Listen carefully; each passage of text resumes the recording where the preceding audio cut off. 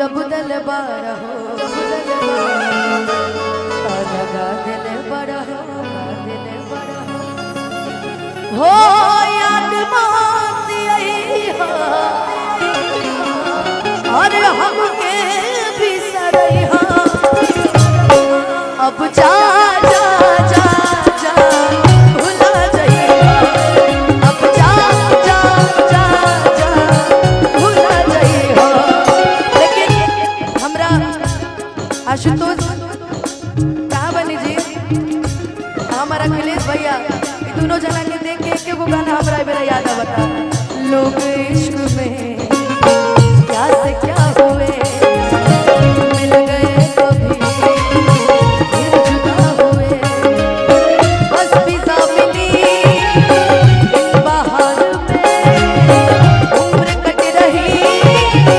इंतजार में हो ला ला ला ला ला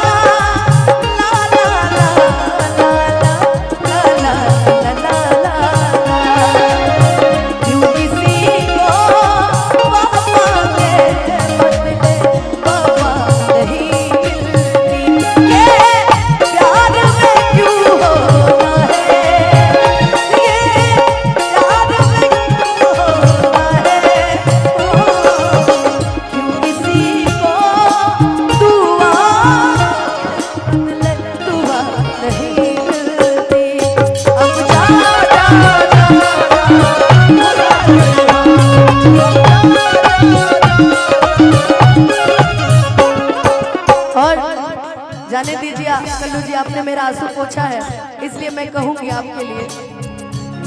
शिकवा नहीं किसी से गिला नहीं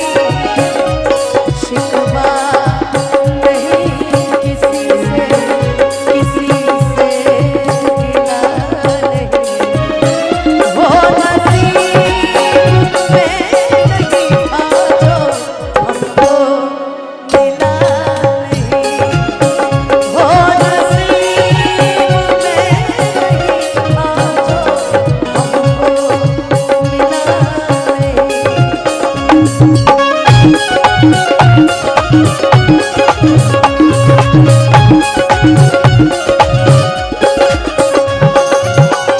और बदनाम एंटरटेनमेंट के मालिक हमने के पंकज भैया तो हर नाम भइल हमरा से हम बदनाम तोहरा से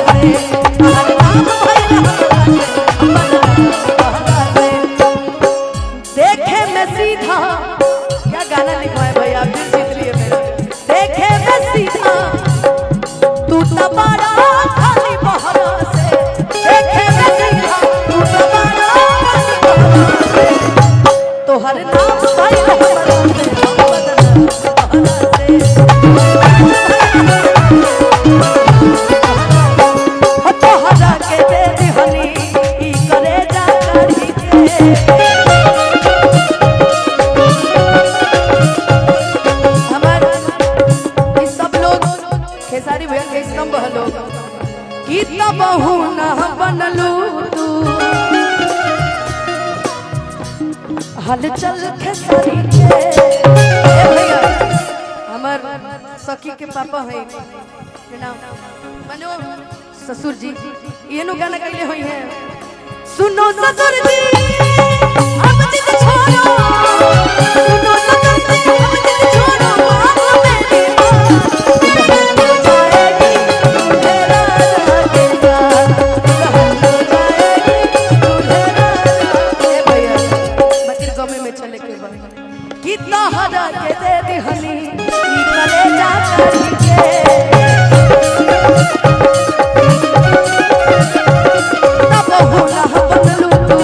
हलचल खेसारी के तब बहु ना बनलू तू हलचल खेसारी के तब बहु ना बनलू तू हलचल खेसारी के जा जा एगो गीत हमरा मुंह में बा आ दिमाग में भी आ गई ए कल्लू जी जा जा मैंने तुमको चाहा तुमसे प्यार किया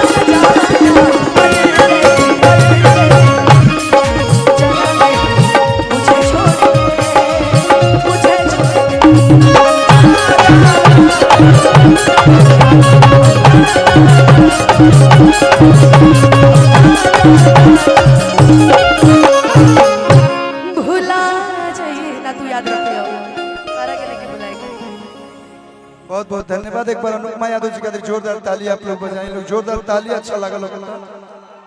और